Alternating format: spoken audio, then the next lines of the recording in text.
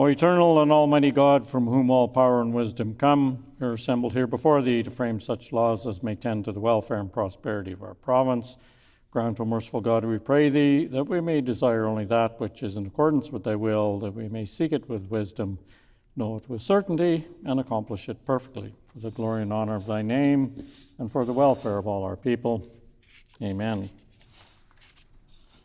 We acknowledge we are gathered on Treaty 1 territory, and that Manitoba is located on the treaty territories and ancestral lands of the Anishinaabe, Anishinaabeg, Dakota Oete, Dene Sulene, and Neothog nations. We acknowledge Manitoba is located on the homeland of the Red River Métis. We acknowledge northern Manitoba includes lands that were and are the ancestral lands of the Inuit. We respect the spirit and intent of treaties and treaty making and remain committed to working in partnership with First Nations, Inuit, and Métis people in the spirit of truth, reconciliation, and collaboration. Please be seated. Orders of the day, private members' business. The Honourable Opposition House Leader. Could you please call Bill 233, the Municipal Assessment Amendment Act? It's been announced that we will now go to second reading of Bill 233, the Municipal Assessment Amendment Act. The Honourable Member for Roblin. I move, seconded by the member for Portage-La Prairie, that Bill number 233, the Municipal Assessment Amendment Act, be now read a second time and referred to a committee of this House.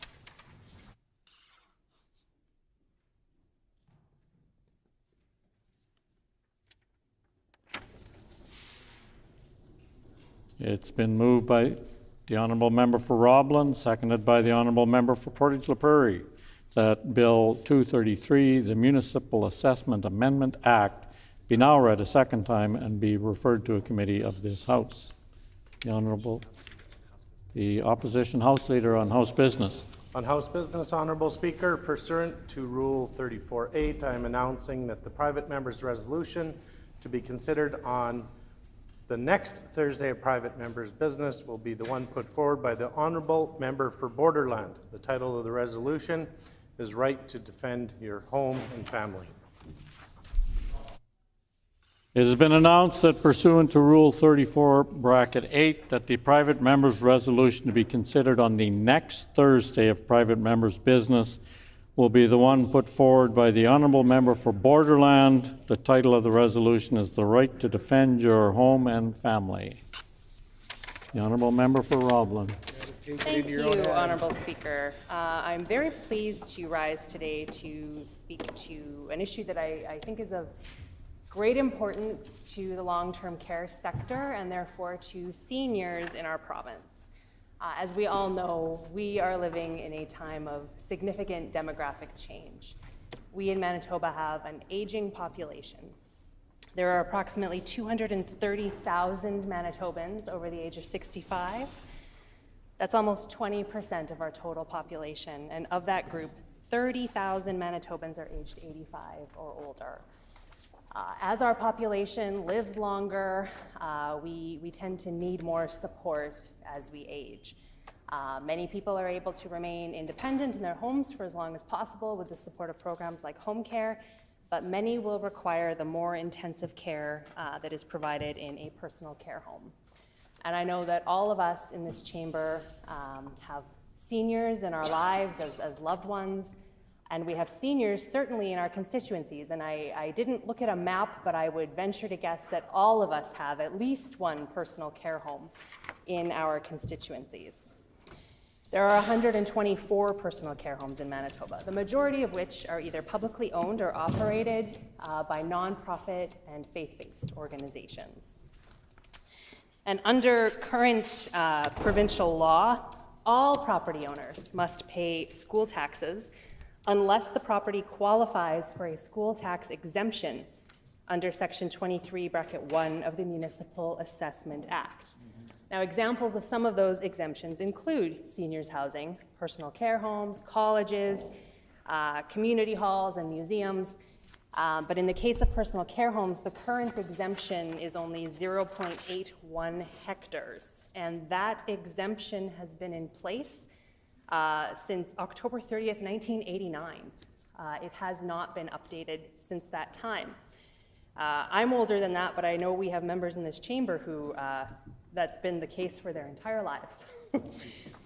And the fact is that modern personal care homes tend to take up a larger footprint, and that's because we know now that caring for seniors, best practice is something called a small home model, where we, instead of building a tower and everybody's housed in facilities with tight hallways and one big common dining room or a couple of common dining rooms, we prefer to ensure that seniors have a more home-like environment, and that requires a larger footprint.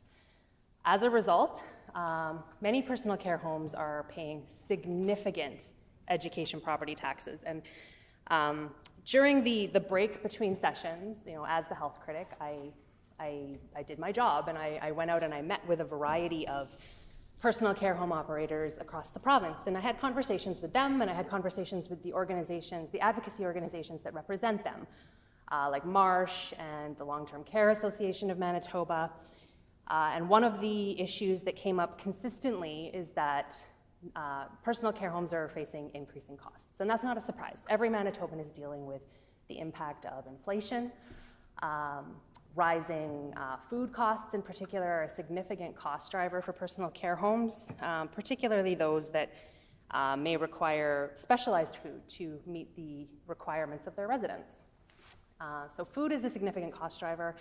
And the biggest cost driver, of course, for personal care homes is personnel costs. And in many cases, those wage increases are negotiated by the province. And personal care home operators are happy to pay their employees increased wages, absolutely, but they have no control over that. And they also have no way of increasing their revenue. So they do receive funding from the province to cover those wage increases, but the problem is that funding doesn't keep up.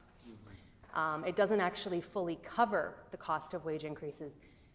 Particularly in the city of Winnipeg, for example, personal care homes get funding for benefits, staff benefits, of 18%, but the actual cost is 22%. So there's a shortfall there on wages. And then they're dealing with increased hydro rates, Centra gas. They pay ambulance fees for some of their residents who need to be transported to hospital under certain circumstances. And of course, they're paying property taxes. And we know in the city of Winnipeg in particular, education property taxes have skyrocketed over the last couple of years under the current government. And I just think that this is a really easy way that the government could ease the cost burden for some of these personal care home operators. And the majority of these are non-profit personal care homes. They are going to invest those dollars back into their residents. Because one of the things that personal care home operators have consistently told me is that due to increasing costs, the things that get cut, if they have to make cuts, is resident programming, recreation, the companionship and the enrichment that is provided to Manitoba personal care home residents. And nobody wants that. Many of these personal care homes are operating at significant deficits. And that's led to some issues over the last couple of years. We saw one large personal care home in Winnipeg actually stop accepting new residents last year for a period of months. And another one, unfortunately, closed its doors, and the government had to step in and expropriate it to keep the doors open, because it's becoming untenable for personal care home operators to operate financially. And that's what Bill 233 is about. It's about relieving a significant point of cost pressure for personal care home operators so that they can reinvest those dollars in good food and programming and more staff. Because as we know, we're trying in Manitoba to get personal care home staffing levels to higher levels, to provide a higher level of hours of care per resident day. That's a recommendation that came out of the Stevenson report, and it's certainly something that the long-term care sector has been trying to get to for some time, but it costs money So if personal care homes are spending money on property taxes that they could be spending on staff and programming and food, I think we can all agree it makes sense that they should be spending money on resident care rather than property taxes. And if you add to that the fact that this isn't even a policy that's applied consistently across the province, because some RHAs, as I understand it, pay the property taxes for the personal care homes in their jurisdiction. Not the case in Winnipeg. So those Winnipeg personal care homes are at a significant disadvantage compared to their counterparts in other provinces. I do just want to touch on the fact that I was disappointed that the current government didn't even want to debate this bill, that they tried to stop it from coming to the floor of the legislature at all. And I find that really disappointing because this bill deals with, at its core, some really important issues that are going to become more important with time in Manitoba as our population ages, as more people require PCH level care. We need to know that our personal care homes can operate sustainably and that the seniors who reside in them are getting great food and good recreation opportunities and appropriate staffing levels, and all of those things cost money. I know that if I had a loved one in a personal care home, I would feel better knowing that rather than spending money on property taxes, that the resident fees that my loved one paid and the tax dollars that were provided to that facility were instead going to resident care. And for that reason, Honourable Speaker, I hope that members will support this legislation, allow it to go to committee. Perhaps we'll hear from some of those personal care home operators who can tell government members about some of the cost pressures that they're facing. And this is just one lever the government has at its disposal to relieve some of that cost pressure and allow those personal care homes to reinvest those dollars into staff, into programming, into food, into the things that our seniors need to maintain an excellent quality of life in their later years. Thank you, Honourable Speaker. A question period of up to 10 minutes will be held. Questions may be addressed to the sponsoring member by any member in the following sequence. First question to be asked by a member from another party, followed by a rotation between the parties, and each independent member may ask one question. No question or answer shall exceed 45 seconds, and the floor is now open for questions. The Honourable Member for Radisson. Thank you, Honourable Speaker. Now, of course, affordable housing for seniors and folks in need of support by institutional organizations, nonprofits, so to speak, of course, that is worth debating here in this chamber. As legislators, it is also our responsibility to ensure that the legislation that's before us is well-researched, well-informed, and so I do ask the member opposite who introduced this bill who specifically she consulted with and who is in support of it. The Honourable Member for Roblin.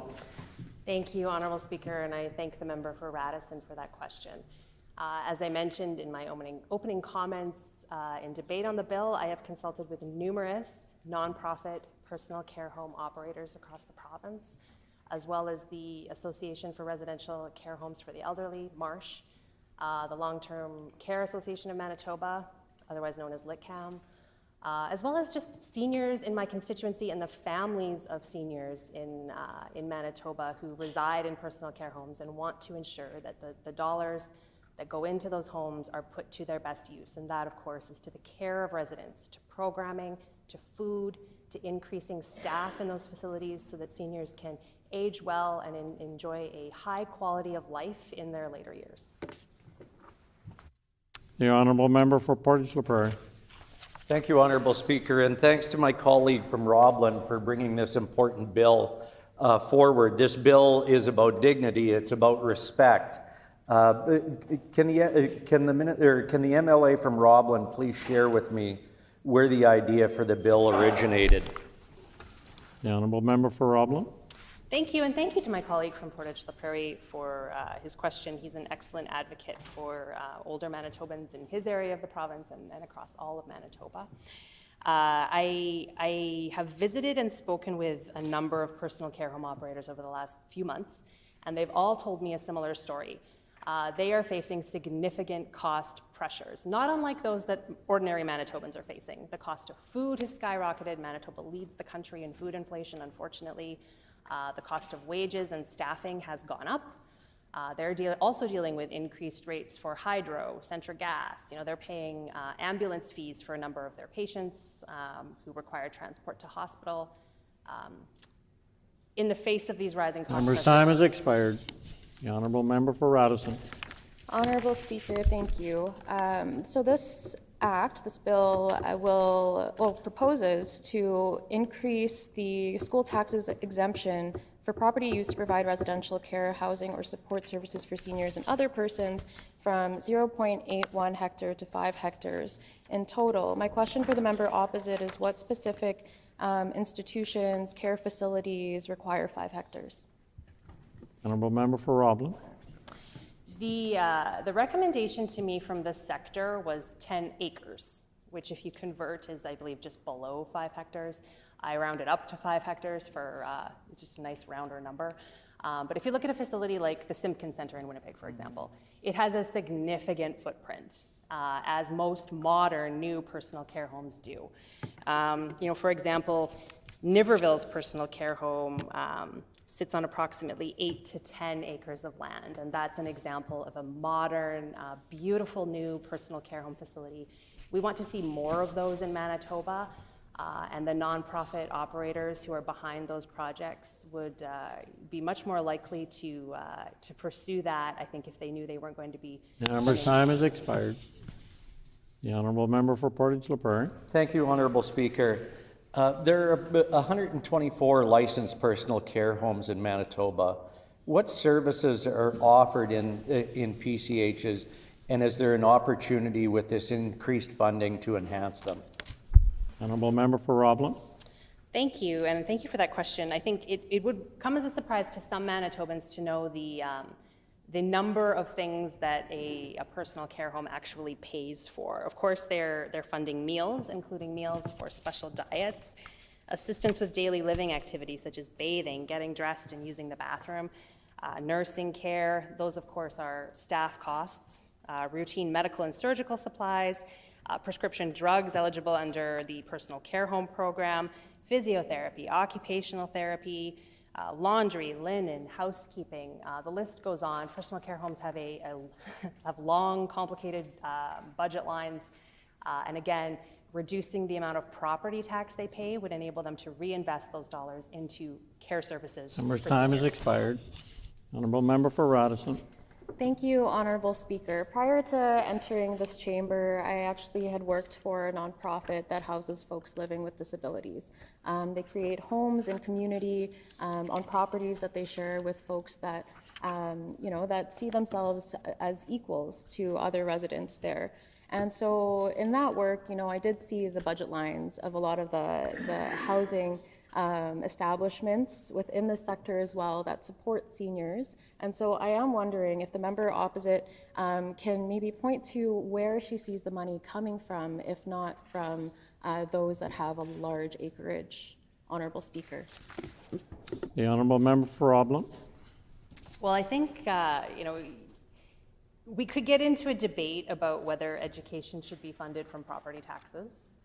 I know that the previous PC government was moving toward a plan where education would be funded from general revenues and not from property taxes. But I think we're robbing Peter to pay Paul here, because we're funding personal care homes with tax dollars, and then those personal care homes are turning around and paying tax dollars back to the province in education property taxes. It doesn't make any sense, Honourable Speaker. There's only one taxpayer. There's only one taxpayer, and I think that if we're going to be spending those tax dollars, they should go into the care of seniors, not back into government coffers. Hear, hear. The Honourable Member for Portage-La Prairie. Thank you, Honourable Speaker, and again to my colleague from Roblin. There's a number of things that are offered at personal care homes, from meals, different assistance, such as bathing, getting dressed, and that. How would this increase of dollars that the personal care homes would have access to with Bill 233 passing, what could they do with that to enhance more of what's going on in their care home? Honourable Member for Roblin. Thank you to my colleague from Portage-La Prairie. That's an excellent question. And consistently, when I met with nonprofit personal care home operators over the intersessional break, they told me that those dollars would be reinvested in their residents, whether that's more staff for recreation programming and to increase the number of hours of care per resident day, which is certainly a goal that personal care homes have. Whether they would invest that money into higher quality food. That's certainly been a topic of conversation. There was a significant Winnipeg Free Press investigation into the quality of food in personal care homes last summer that I certainly got a lot of letters about in my office. They'd invested in recreation programming and ensuring... Honourable member's time has expired. The honourable member for Radisson. Thank you, Honourable Speaker. Honourable Speaker, when it comes to our record in government, we honored the recommendations of the Stevenson report in a way that their government didn't. We established an independent Office of the Seniors Advocate Office in a way that their government didn't. And we are also acknowledging the need to live with dignity in community the way that their government didn't. Honourable Speaker, a lot of seniors and folks living with needs of additional care live in community and are homeowners. Does the member opposite realize how this bill would disproportionately impact homeowners like them in community? The honourable member for Roblin. Well, I question the premise of the member's question. I think it only disproportionately impacts people living in their homes in the community if the NDP government turns around and increases their property taxes to offset this, which is certainly not something we would want to see them do. The member mentioned the Stevenson report and the recommendations that came out of that, and I don't know, and I guess I would ask her if she's aware that her government cut the Stevenson funding that was rolling out under the previous PC government. It was supposed to roll out under 6 phases of funding. 2 phases rolled out under the previous government, and then when the NDP took power, that funding stopped. I don't know if she's aware of that. Honourable member for Portage La Prairie. Thank you, Honourable Speaker. The member from Roblin mentioned before about moving this from 0.81 hectares to 5 hectares and mentioned about the personal care home in Niverville. I know the personal care home in Portage La Prairie sits on approximately 5 hectares as well too. Is there other care homes across Manitoba that could fall into this category?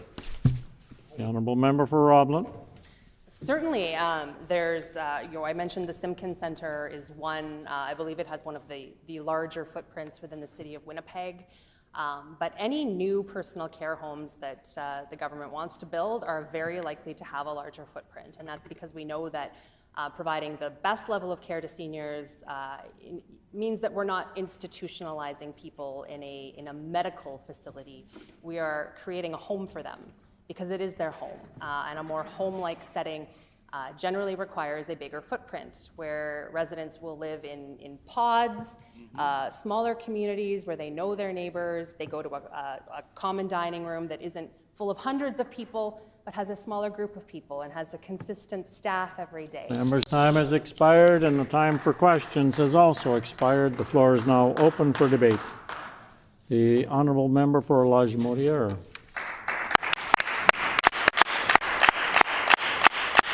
Thank you, Honourable Speaker. And before I get to this bill, I just do want to acknowledge today is Moose Hide Campaign Day, a day to recommit to ending violence, gender-based violence against women and children. And so I want to thank all the people doing the work 365 days a year. I know our government is happy to walk alongside you making those changes, protecting women and children, and building a better society for us all. And I would say that's even connected to what we're talking about today. The care for seniors, dignity, it impacts us all. Folks in the nonprofit sector are really engaged in this topic. So I think there's a through line to Moose Hide Campaign Day, addressing violence against women and children, but also caring for seniors. So thank you for allowing me those 45 seconds. So the Municipal Assessment Amendment Act. I am so thankful to be able to get up today and speak to it. We've had some time to review it, maybe a little extra time, more time than the member would have liked, but we thought it was important to consider its impacts, which unfortunately very much on PC brand, the full impacts of their legislation aren't always considered. So I appreciate the member for bringing this forward. But there are some concerns with the bill. I feel there's perhaps a lack of an appreciation for the interplay between the many levers the governments have, and I think the member mentioned this is one lever of many. And so yes, this is one lever, but when we pull a lever, there's impacts. And there's impacts on the institutions that, the PCHs that she spoke about in her statement, and there's impacts on broader society, the folks within those institutions, the folks on the boards, but also the community surrounding it. So I think there is a real lack of an appreciation for that interplay. And so I worry about the shifting of the tax burden, because I think this is a real concern for those invested in the education system. We are a government that really cares about our education system alongside our healthcare system. Those are two of our main priorities, so we want to invest in both of them and support those engaged in both those systems in as good a way as we can. I do want to take a second to thank all those nonprofits and the personal care homes, the members on the board, the staff, the nurses, the doctors, the healthcare aides, the allied health professionals, and also all the families, because I know the healthcare system generally, but also as we have our family members aging, we are all engaged in the healthcare system in different ways and more intensely as our families age. So I do want to say thank you to all those organizations. Our government's been really excited and enthusiastic in our partnerships with personal care homes. We've been making different investments, including in February 2025, we announced $72 million investment into a 90-bed expansion at Park Manor Personal Care Home, which is an example of your tax dollars being reinvested into your community's priorities. And so we want to continue that investment, and we're happy to work alongside Park Manor Personal Care Home in Transcona, along with many others. So in January 2026, we stepped up to replace the aging Lactabane Personal Care Home, which I'm sure the local member is very enthusiastic about this expansion, with a 95-bed facility. And this will add 65 net new long-term care beds for seniors who have needed them for a very long time, for years. And we're not only thinking in the immediate, we're looking at the medium and long term. So we're happy to have announced plans for an additional personal care home in Bridgewater, South Winnipeg, in the constituency of Waverley. So we recognize the needs within the sector and are really enthusiastic in making those investments.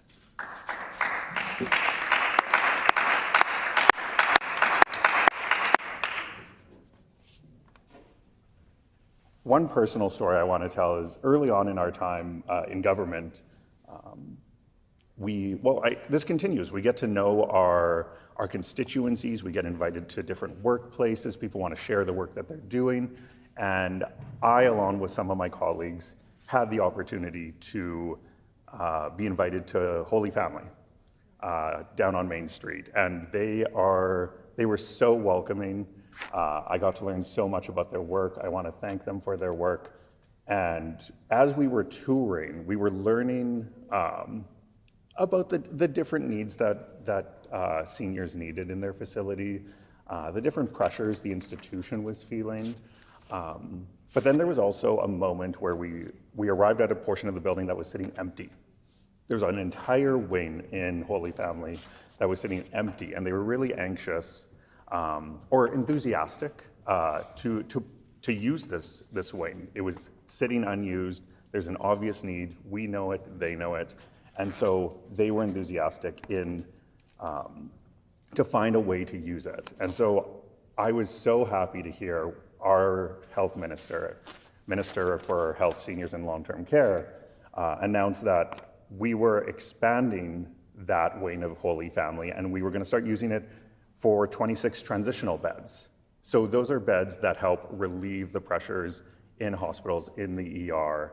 And so we're putting existing infrastructure, working with our community partners, and really starting to relieve those pressure points within the larger system. So I want to thank Holy Family not only for opening up their doors to our team, but being such an active partner in in really addressing the needs, not only of their residents, their community, but recognizing the larger system and how they can play an active role in that. And so the bill, the Municipal Assessment Amendment Act, wants to relieve some of the tax burden and maybe shift it in some way. And so I can't help but think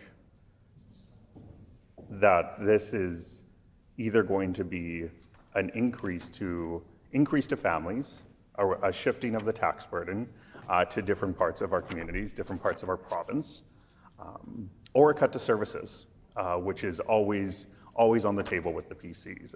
And they're quick to say tax relief, cut taxes, but they don't tie it to the cuts to services that often comes with that.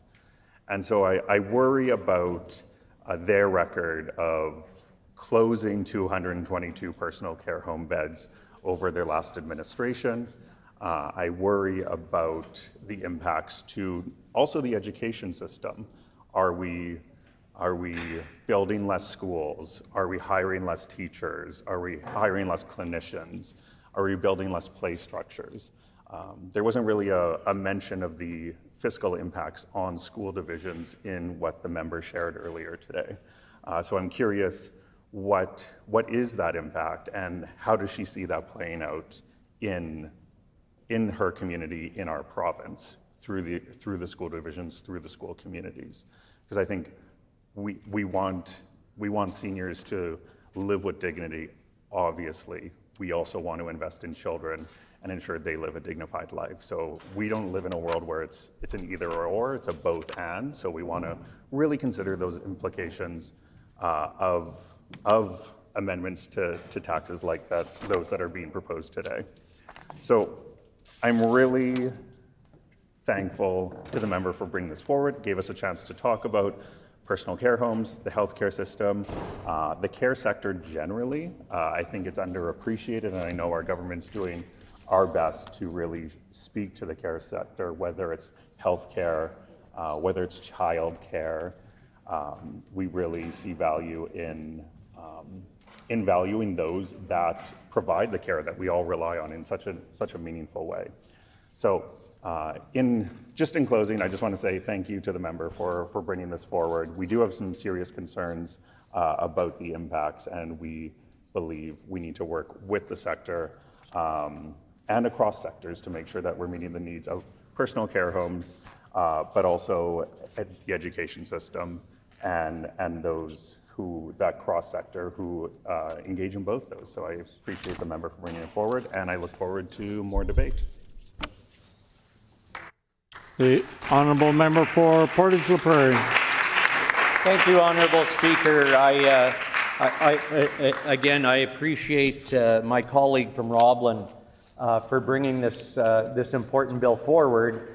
And again, as the member from Lagimodiere said, that he had concerns with this bill, or they had concerns with this bill. And I just want to say that I look forward to them passing it so that we can get to committee. So if people do have an interest in this bill, do have some concerns, that's the place where they should be able to answer that question. We don't always have all the answers here, but we know that we can count on people coming to committee to learn about this. So I'm pleased to rise today to speak on Bill 233, the Municipal Assessment Amendment Act.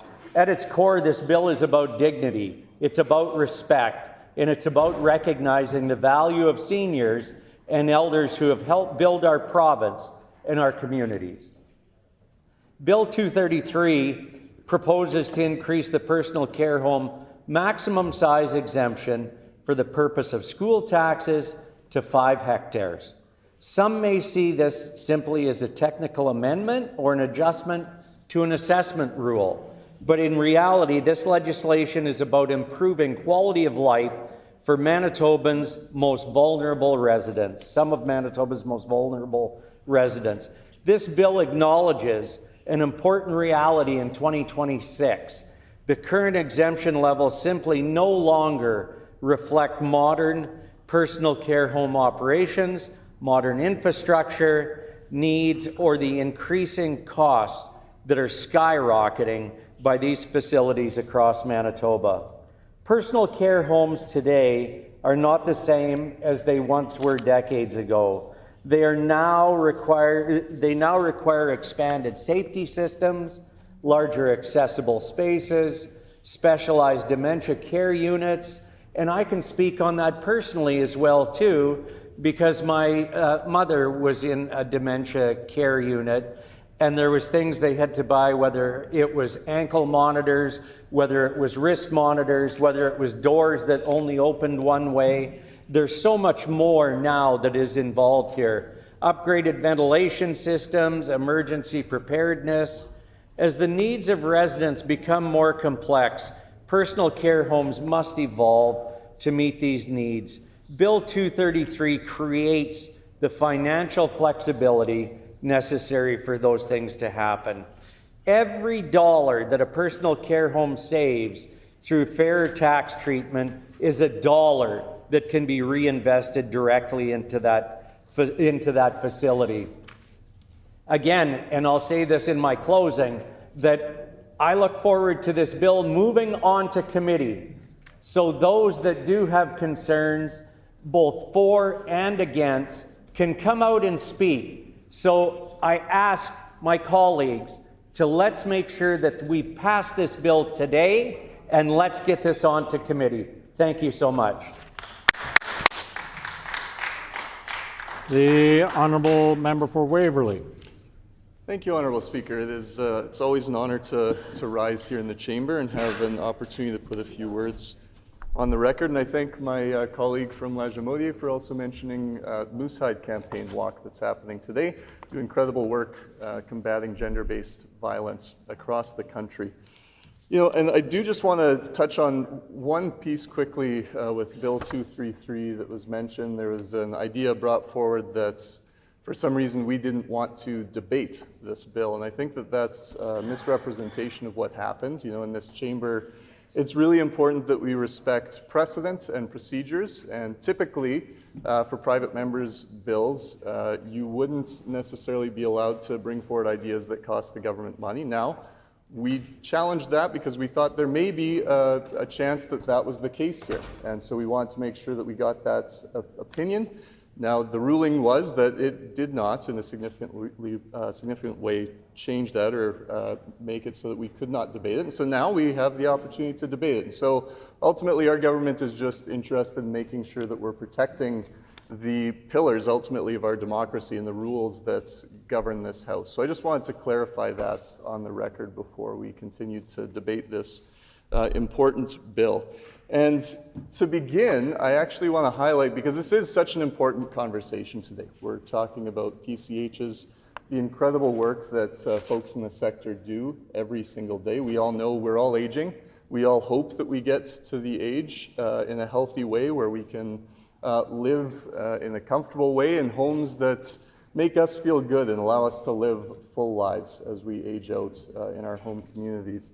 And so one thing that I was very excited to see from our government recently was an announcement that we are increasing the budget by $5 million to allow for healthier and sometimes maybe more culturally appropriate food for certain people in PCHs, to make sure that as they're aging, they're living in these homes, that they would have access to food. And that's going to support the folks that this bill is affecting, right? So this bill is specifically speaking about the idea that we need to create more revenue streams for the folks that are running these spaces, and to make sure that the people living there have access to the resources they need. And so now, in some of these homes, and I do have a quote here from Laura Cicchetti, the CEO of Simpkins Center. It was really wonderful to hear, because they're speaking specifically about healthier food, more appropriate food for folks, and we know how important that can be just in day-to-day life. So I see it every day. Residents light up when they're served a meal they recognize or something that reminds them of home.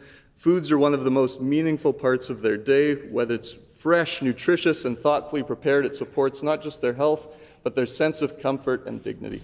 And so I think it's such an important piece of this conversation today, as we're speaking about making sure that PCHs are adequately funded and that they have the resources that they need to show that our government is committed to that work. And we've been committed to it since we came into government in 2023. We also heard from the member opposite, the member from Roblin, speaking about grocery prices and the effect that that can have on PCHs. So I want to comment on that as well today. We actually have another bill before the House right now, BITSA bill, that we are discussing. And, ultimately, within that bill, there are a number of measures which would also be helping PCHs and folks who are looking to make or hoping for cheaper grocery prices. So within that bill, there's a 7% reduction of the PST, a complete removal on all groceries. And up till this point, the members opposite have continued to hold that bill up. Unfortunately, I'm hoping that they will change course so that we can pass that bill and get that 7% PST removed. I never thought I'd see a day that a PC government would be against a PST reduction, but it takes the new NDP here to lead the way, I guess, in that regard. And so hopefully, members opposite will get on board and remember what some of their core values are as Conservatives here in Manitoba. We also have made significant investments in PCHs, specifically in my home constituency in Waverley. And so we are building a brand new PCH in Bridgewater, and that was just announced a few weeks ago. It was really well received. And what that means is that more Manitobans, as they age, will be able to age in their communities, the places that they feel comfortable, with family close to home. And with that investment we made for healthier food that makes them feel comfortable, I really think that we're doing the work every day to support those Manitobans that need it so much. And I do want to tell a quick personal story here. Earlier on in my life, I've worn a couple different hats over my work life. And in my late 20s, I worked briefly as a paramedic rurally. And so my family, I had a young son, and my wife at the time, we were living in Brandon for about a year. Great time in our lives. We loved the city. We loved the folks there. We still have great friends in Brandon. But I would drive out to Virden every morning for my shift, and I would hop on the transfer truck.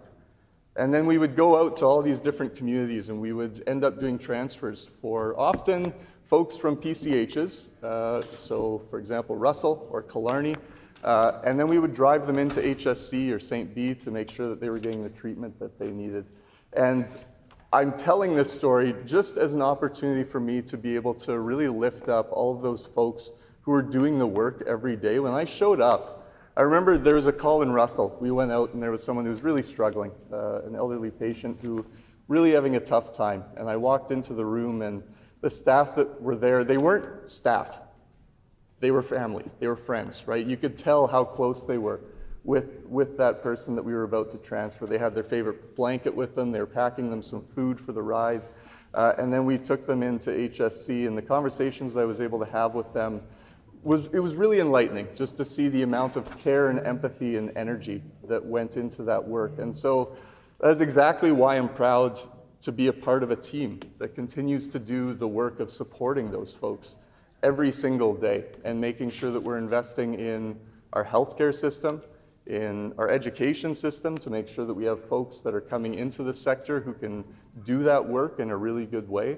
Advanced education, our minister is doing some amazing work in that file to make sure that we have new healthcare aides and nurses and folks that are able to graduate with the skills that we need to build up this province and to support the folks who need it most.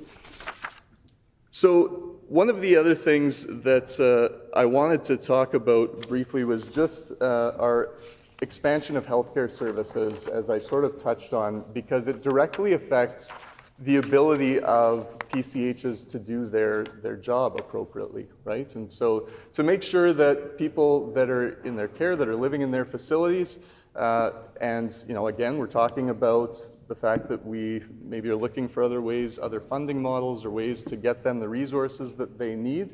One resource that has been so effective for so many Manitobans, but not enough Manitobans know about it, is medinav.ca, and I want to tell you how this connects so directly. I have a family member who was in a PCH, and what happened was they had a little fall, fall, unfortunately, and they need to get some stitches.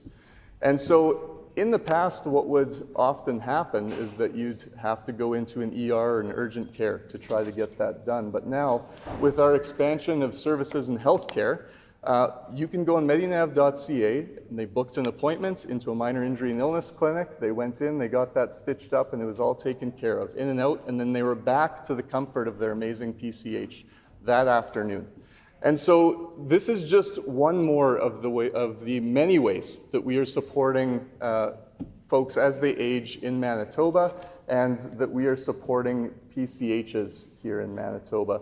And so to finish, what I will say, and I know we want this, to be debated in a fulsome manner and to have a full conversation. And yesterday, I do recall the member for Borderlands specifically was passionately debating that there are 57 MLAs in this chamber, and that he would very much like to see them speak on bills. And so I was really happy that I had the opportunity today.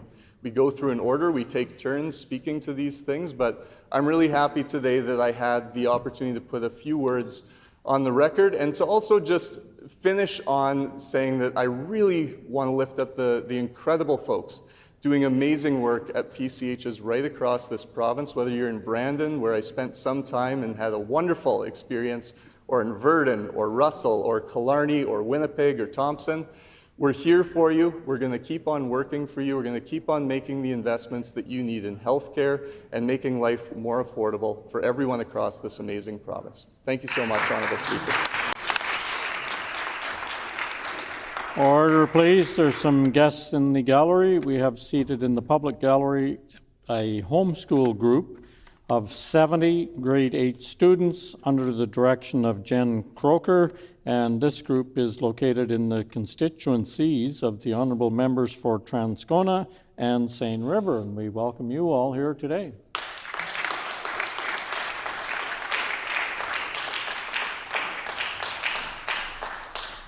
The honourable member for St. Boniface.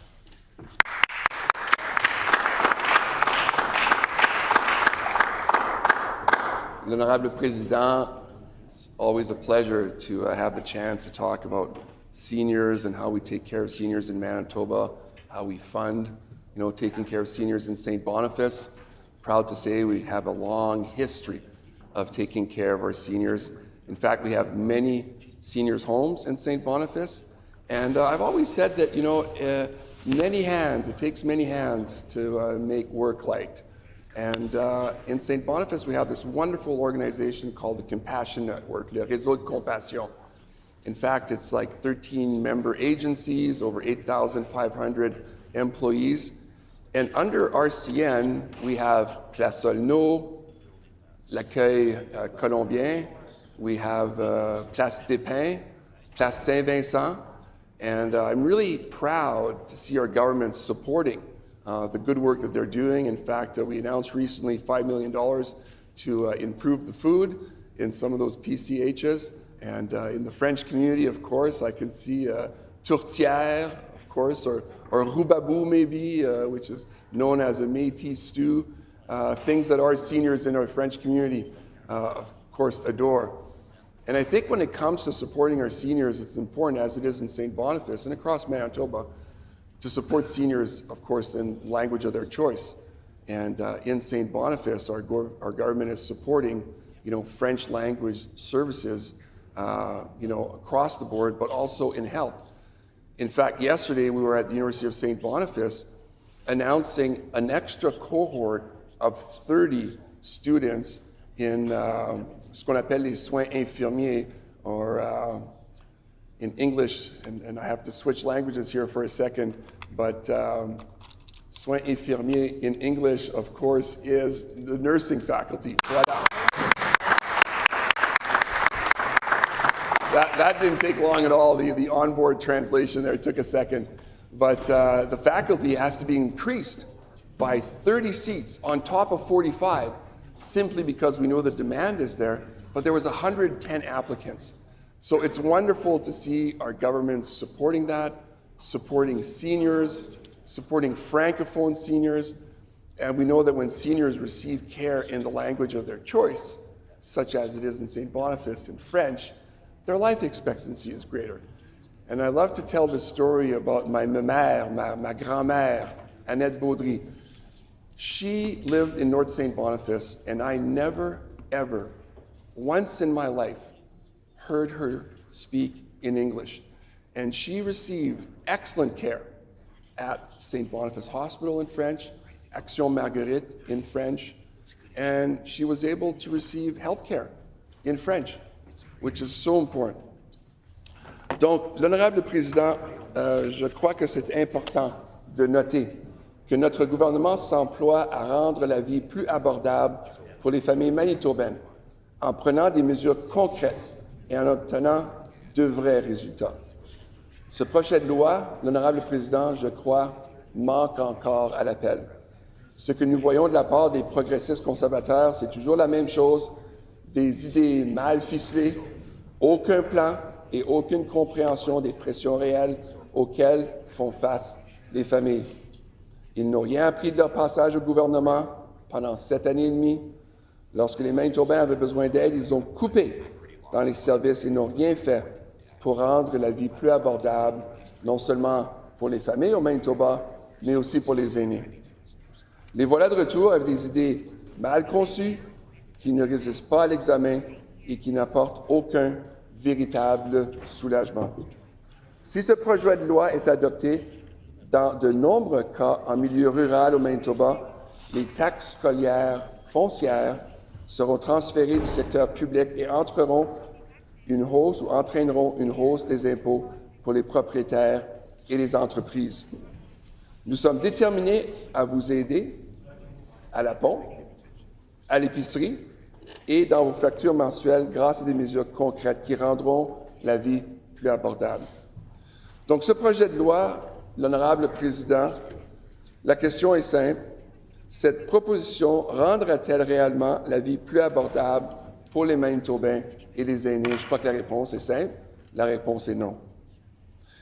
Et c'est parce que ce projet de loi, dans de nombreux cas, transférera les taxes scolaires payées par le secteur public vers les résidents et les entreprises.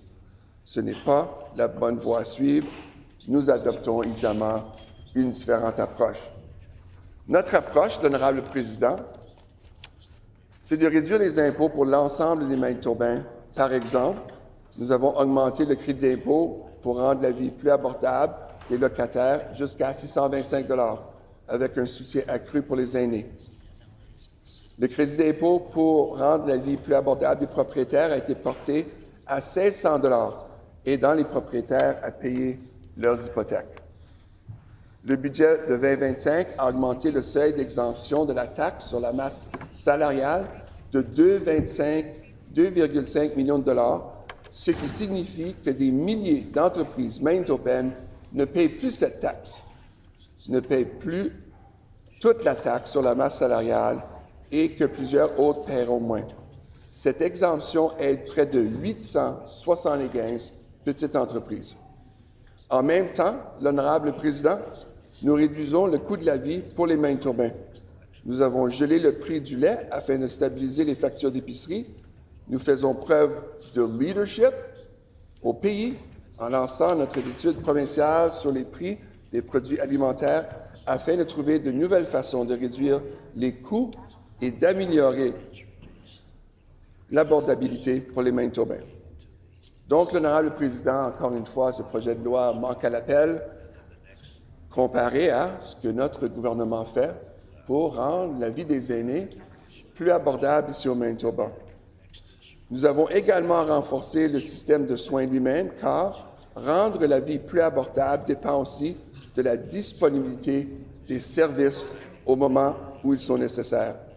En revenant à ces services, honorable président, je suis fier d'annoncer que hier, nous étions d'ailleurs à l'Université de Saint-Boniface pour annoncer une nouvelle cohorte de 30 étudiants en soins infirmiers, au-delà des 45 étudiants qui sont déjà dans la faculté des soins infirmiers à l'Université de Saint-Boniface, simplement parce que la demande est là, la demande est tangible.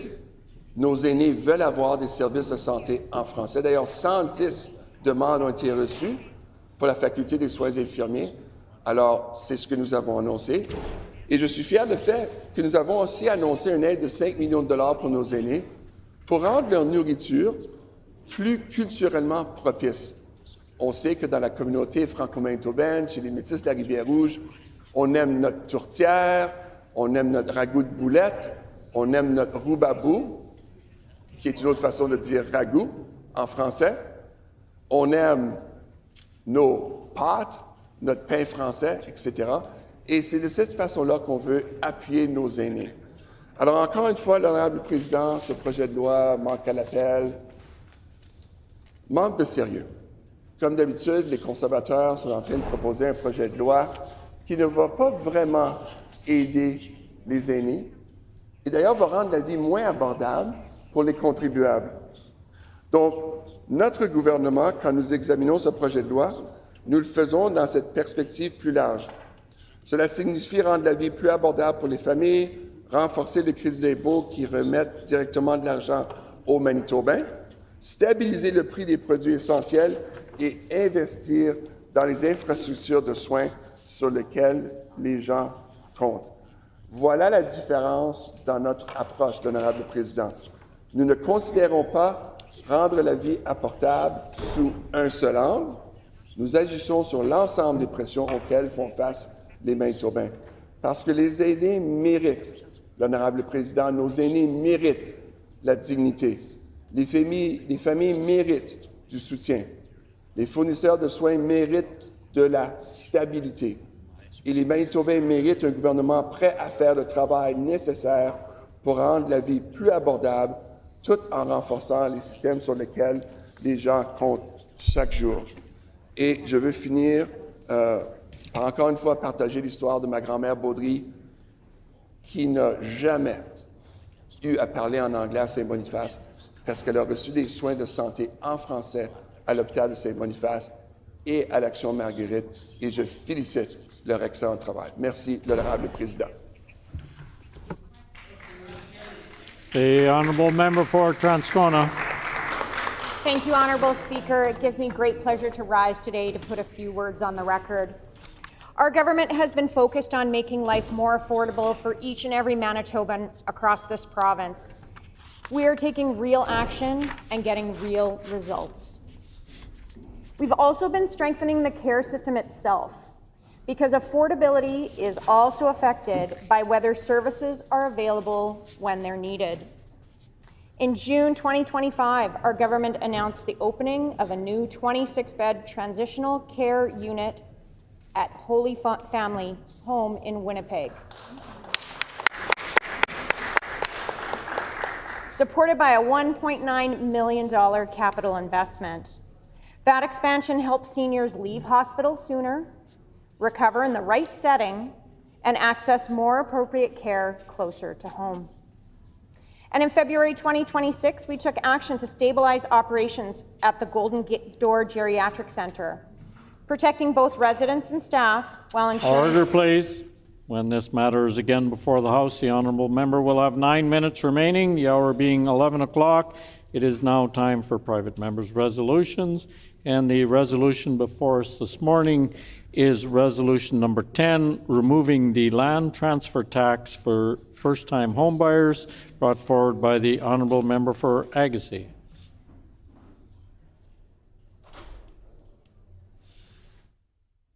The honourable member for Agassiz.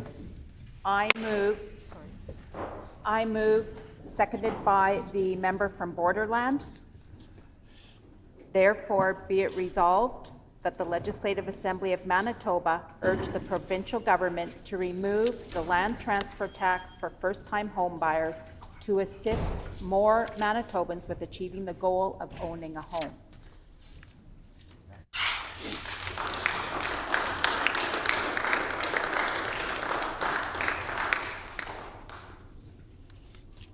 Been moved by the honourable member for Agassiz, seconded by the honourable member for Borderland, that therefore be it resolved that the Legislative Assembly of Manitoba urge the provincial government to remove the land transfer tax for first-time homebuyers to assist more Manitobans with achieving the goal of owning a home. The honourable member for Agassiz.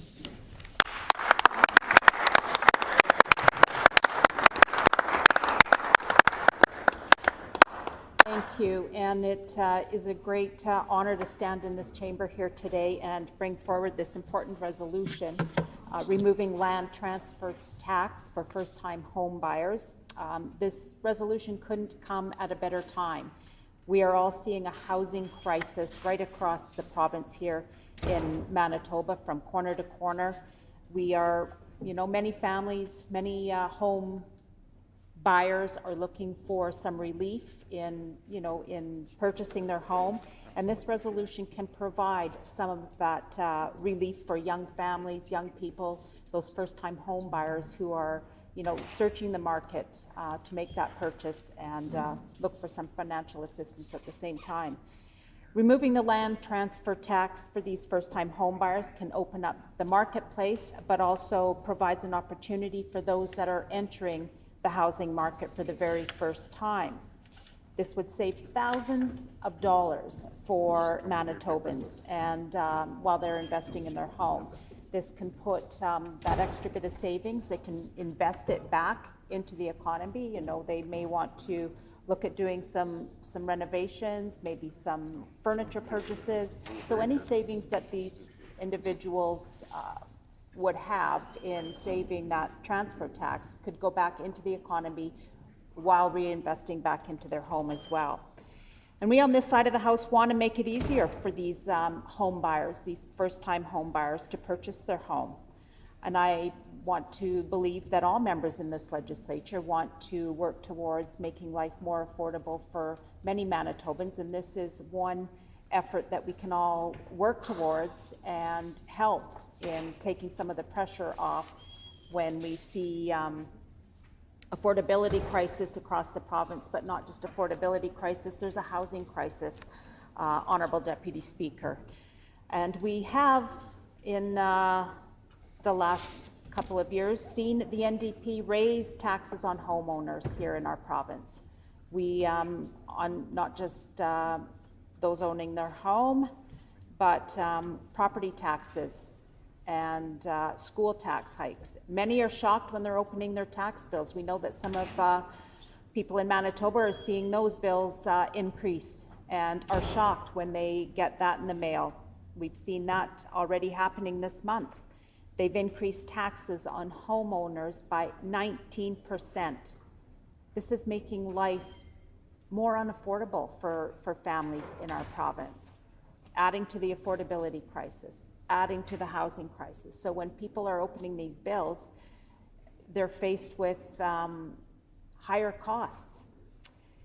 The NDP have cancelled indexation of tax brackets and the basic personal amount, and they're refusing to index the thresholds for the land transfer tax, which means every year more low-income and middle-class families will be paying land transfer tax if they buy a home. We need to make it easier for first-time home buyers to purchase a home, those that are making the investment, and that's why we've introduced this, because it's time for these buyers to get help and exempting them from this land transfer tax. The rates and thresholds of the land transfer tax have not been updated much since the NDP introduced it in 1987. We need to make a change so that it no longer impacts young and new home buyers. A $200,000 home in 1987 would be worth well over $500,000 in today's market. The NDP are raising taxes on those homeowners, on all homeowners and seniors, with more than $400 million education property tax increases and school tax hikes. That is not affordability here in today's world. The NDP have cancelled indexation of tax brackets and the basic personal tax amount. I've already mentioned that, but I can't highlight that enough. That is something that could impact many lives or for many Manitobans and offer savings in this affordability crisis that we are faced with here. The NDP eliminated the 50% education property tax rebate. That was something that provided relief to families, and they've taken that away. They've completely eliminated any assistance for cottage owners, secondary residences, and small businesses from their skyrocketing education property tax. So here today, we've brought something forward that can help with that middle class, with those first-time home buyers, to take some of that financial pressure off and making life more affordable.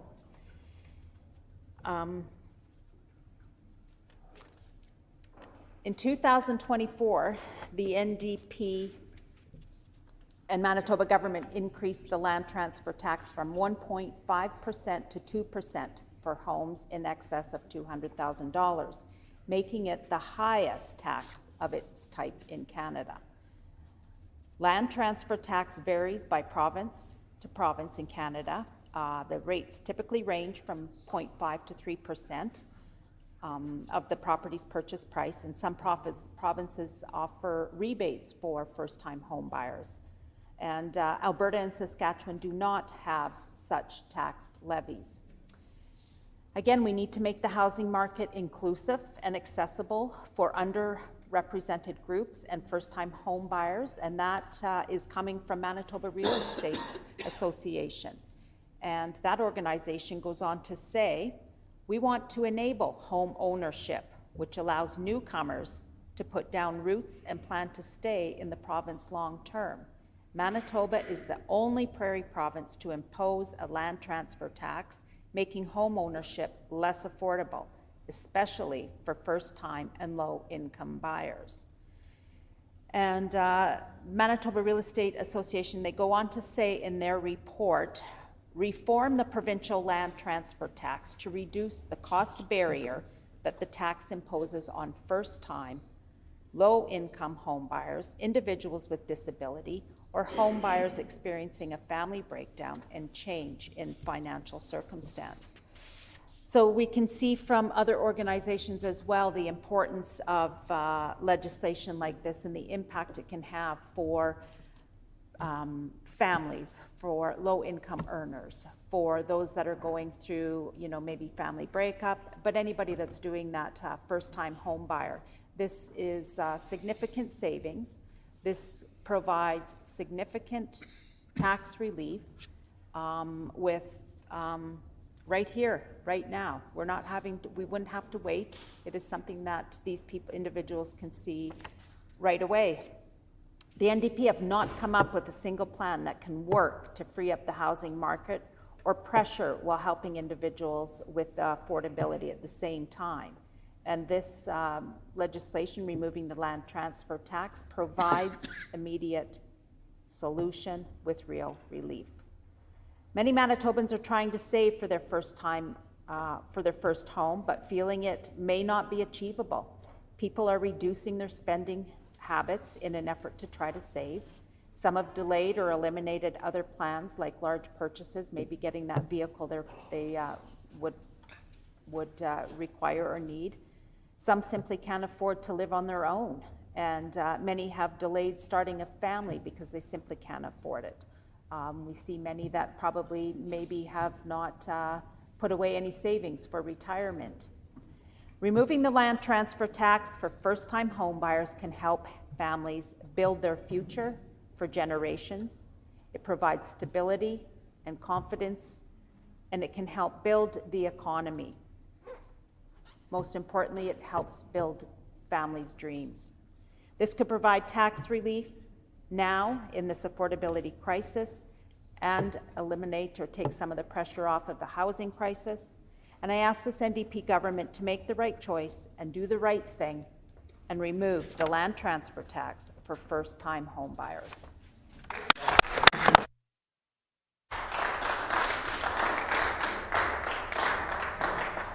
A question period of up to 10 minutes will be held. Questions may be addressed to the sponsoring member by any member in the following sequence. First question to be asked by a member from another party. This is to be followed by rotation between the parties. Each independent member may ask one question, and no question or answer shall exceed 45 seconds. The floor is now open for questions. Member for Kirkfield Park. Well, thank you, Honourable Deputy Speaker, and thank you, everybody else. Yeah. After 8 years of the PC government's approving significant rent increases and cutting supports that made it harder for families to save, I'm just wondering how members opposite pretend this narrow land transfer tax change suddenly makes them champions of housing affordability for Manitobans today. Good question. Member for Agassiz.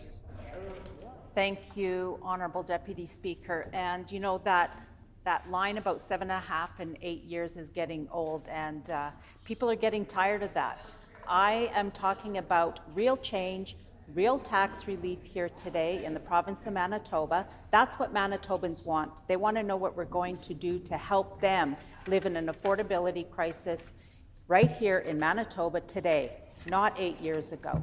So moving forward, removing the land transfer tax helps take some of that financial pressure off for those that are looking to make that purchase, looking to make that investment in buying their first home. So it's providing tax relief and freeing up a housing market during this crisis. Member for Borderland. Thank you, Honourable Speaker, and I thank my colleague, the member for Agassiz, for her work on this resolution. And I'd like to ask her, can she talk about the impact that this change will have on Manitoba families and how it will benefit them? Member for Agassiz. Sure. Well, thank you, and I want to thank the member from Borderland for asking that question, because it gives me an opportunity to put on the record what this can do for the province of Manitoba while helping families and those first-time home buyers. Removing the land transfer tax provides families savings where they can reinvest it into the home purchase, whether it's furniture, whether it's maybe a small reno in the house. So it's putting money back into the home, investing in that home, all while still supporting the local economy in some cases. It also could provide freeing up maybe a rental property. So a family or a Member's young person. time has expired. Member for Kirkfield Park. Thank you, Honourable Assistant Deputy Speaker. You know, if affordability was truly a priority for the PCs, then why did they send tax rebate checks to out-of-province billionaires instead of using those dollars to help Manitobans with real ongoing pressures of housing, groceries, and utilities that are the actualities that are facing Manitobans right now? Great question. Member for Agassiz. Thank you, Honourable Deputy Speaker. And again, I want to talk about what we're going to be doing here today. I think we can all agree on both sides of the House that we're all facing an affordability crisis as well as a housing crisis. And I'm bringing this forward today because I want to be able to work together, sit down, you know, we all put our names on that ballot because we wanted to make Manitoba a better place. And this is an opportunity where we could sit down and work together. And I hear the member opposite Minister of Families might want to get up and speak to this, because this does affect families in all reality, where we could work together and help families save money when they go to make Member's time has expired. Member for Midland. Yeah, thank you. As we know, the NDP is hiking costs on public sector construction projects and limiting construction workers from participating in that. So with a policy like this, will we see more home construction and an increase in sales if we do provide an incentive for first-time home buyers? Member for Agassiz. Thank you, and I want to say thank you to the member for Midland for bringing that up, because the NDP have increased contracting jobs, and that's going to play on our economy here in the province of Manitoba.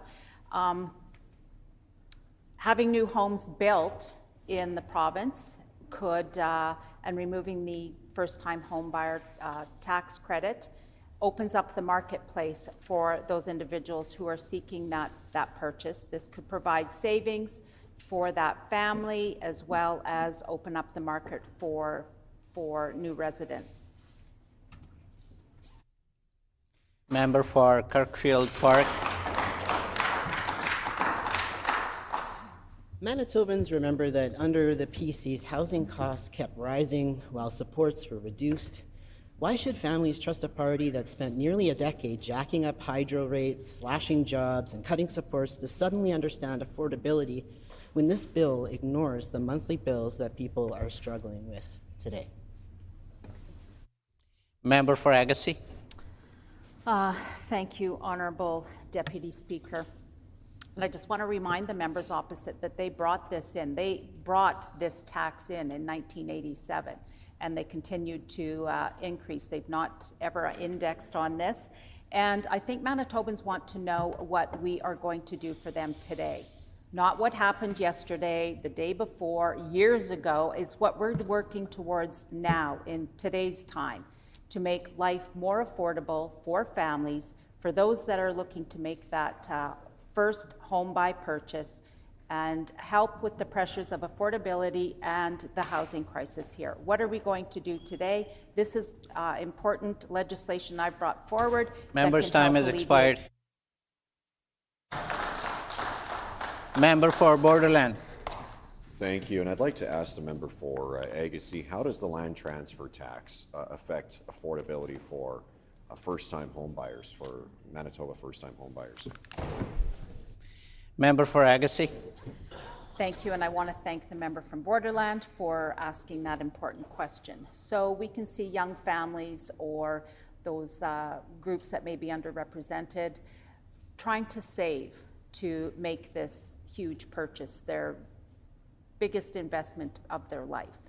So some of them have, maybe had to reduce or sacrifice maybe a big purchase like a car. And they've worked to have savings set aside. And if they know that they don't have to have that tax included in the cost of this big purchase, it helps them with their savings and opens up the marketplace to these Member's time has expired. Member for Kirkfield Park. Well, thank you so much, Honourable Speaker. I know the member opposite wants to forget about the past, but they do say the best predictor of future behavior is past behavior, Honourable Speaker. So with that in mind, at a time when young families are being squeezed by record rents, high grocery bills, and rising interest rates, how can the PCs defend selling off 168 affordable housing units and then claiming that this one tax break shows they understand what Manitobans are actually facing? Yeah. Member for Agassiz. I'm good. On the wrong top legislation. Member for Agassiz. Thank you, Honourable Deputy Speaker. And again, maybe the Minister of Families would like to get up and speak to this resolution and put some words on the record. We've seen what this NDP government has done, and most recently they've increased property taxes. That hits home to many families. We see it, we've heard it. I hear it in my constituency. Winnipeg constituents are hearing that, and I'm sure members opposites have had phone calls to their constituency offices about the increase in land or property taxes that this NDP government has done. And what this resolution does is eliminates land transfer Member's time tax has expired.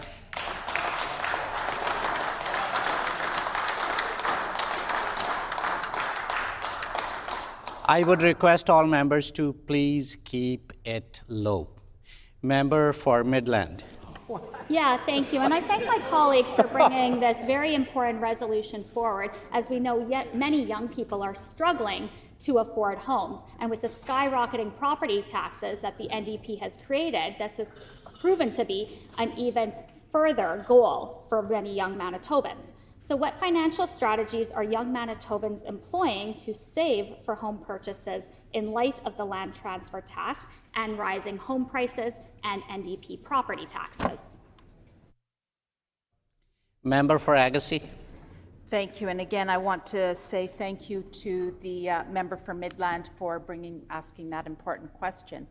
And as the critic for finance, she is well aware of the increase in property taxes that many Manitobans are facing here today, and which is impacting the affordability and the ability for many young people to make that first home buy purchase. In particular, you know, we've seen some of these young people trying to save. Maybe they're not even able to, like I mentioned before, put money away to buy a car, put away for retirement. Maybe they've even changed the timeline on family planning just because they Members' can't. time has expired.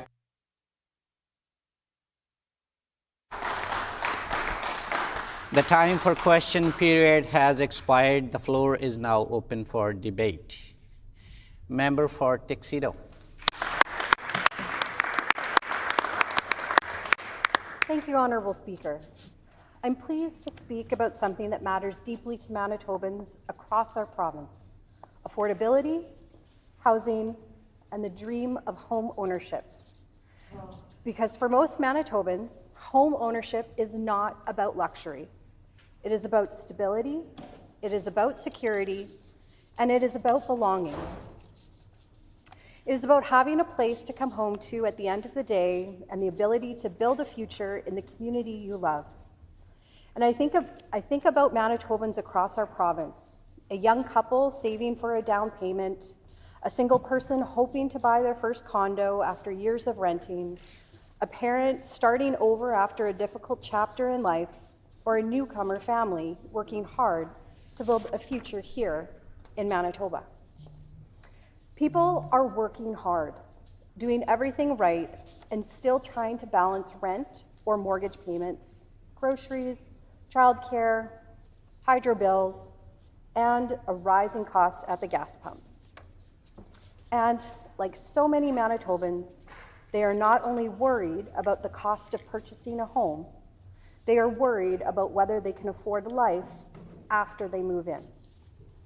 Can they afford groceries every week? Can they afford childcare? Can they afford the hydro bill in January? Can they continue saving for their future while building a life here at home? And that is exactly why our government believes affordability must be about more than a single fee paid on closing day. It must be about helping Manitobans manage the full cost of living every single month. Honourable Speaker, our government understands the pressures for first-time homebuyers that first-time homebuyers are facing in today's economy. We know home ownership remains an important goal for Manitobans. According to the Royal LePage 2024 demographic survey, 94% of Manitobans aged 18 to 38 believe owning a home is a worthwhile investment.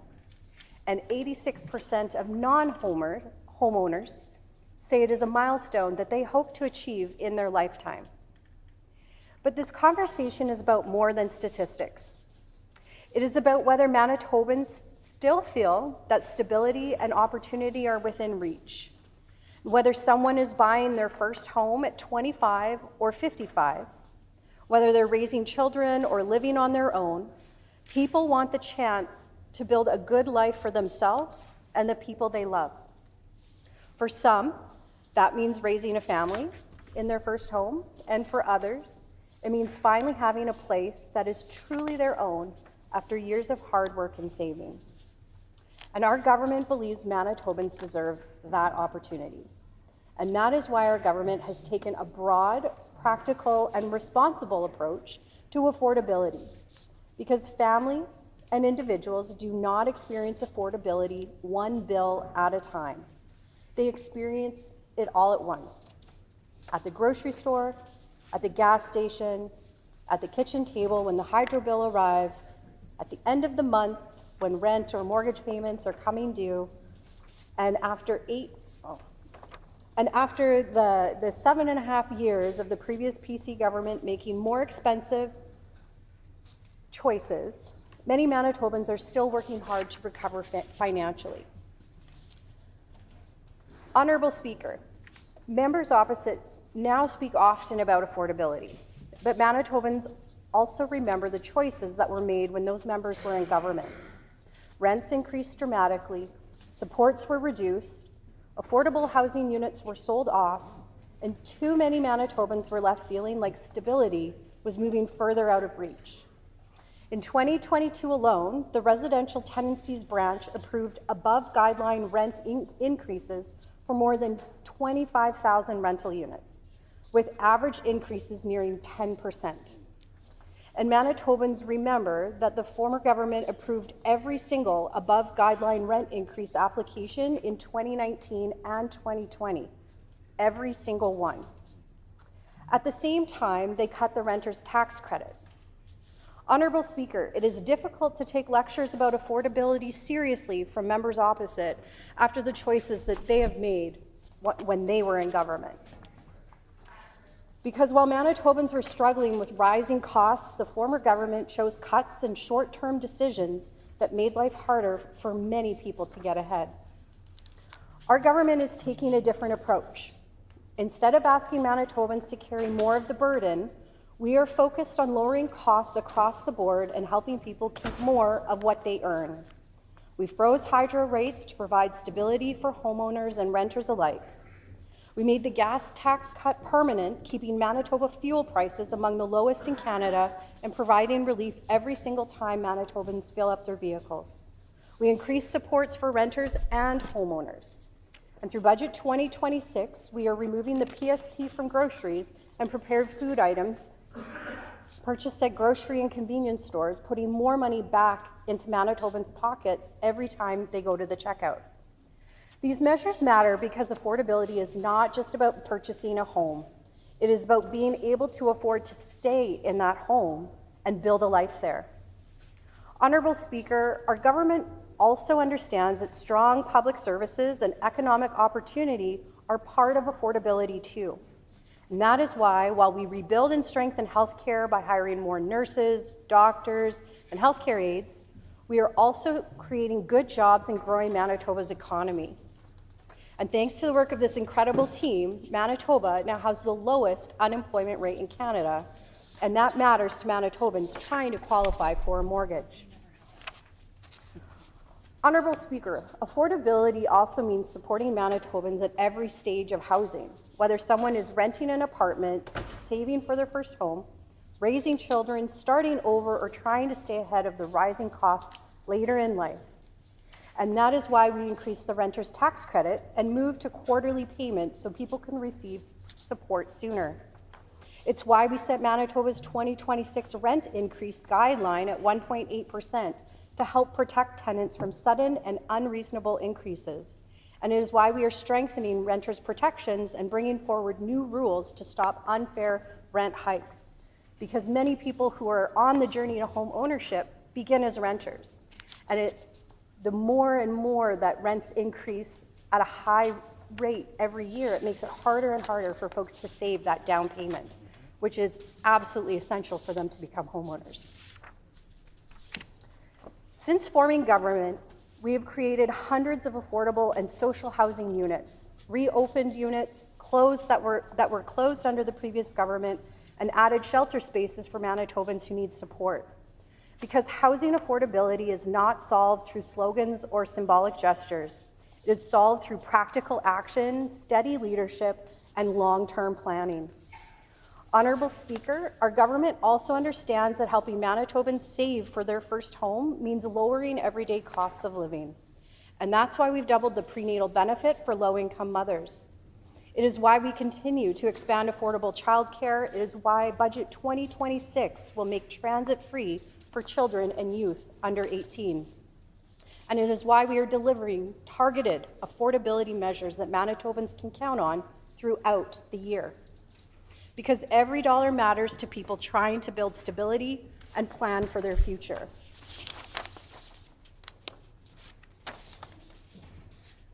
Families are dealing with global economic uncertainty and rising costs that have been worsened by Donald Trump's tariffs. Tariffs that members opposite have publicly thanked him for, despite the impact those measures have had on affordability for Manitoba families and businesses. On this side of the House, we believe government should stand up for Manitobans, protect affordability, and strengthen our economy during uncertain times, not make life harder for working people. And that is exactly what our government is doing. And as I see, I've maybe written a few extra words for what my time allows. I just want to move to close by just speaking to how our government truly does believe in affordability and supporting Manitobans in their journey to home ownership, if that is the journey that they're on. And because we believe Manitoba should be a place where people can afford not only to buy a home, but to build a life. A place where young people can picture a future here, where seniors can remain connected to the communities they help build, and where newcomers can put down roots. And where working Manitobans can feel that stability and opportunity are still within reach. Thank you, Honourable Speaker.